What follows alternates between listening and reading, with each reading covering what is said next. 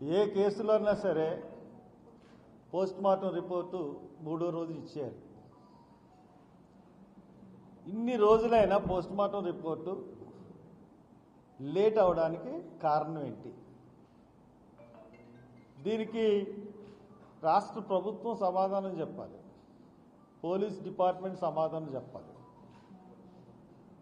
రాష్ట్ర మంత్రివర్గం సమావేశంలో ప్రవీణ్ పగడాల భార్య ఈ ఇన్వెస్టిగేషన్ను పోలీసులు చేస్తున్న ఇన్వెస్టిగేషన్ మీద నమ్మకం ఉందని చెప్పింది కాబట్టి మనకి ఇంకేమీ భయం లేదు అని చెప్పేసి చంద్రబాబు నాయుడు గారు అన్నట్టు వార్తలు వచ్చినాయి.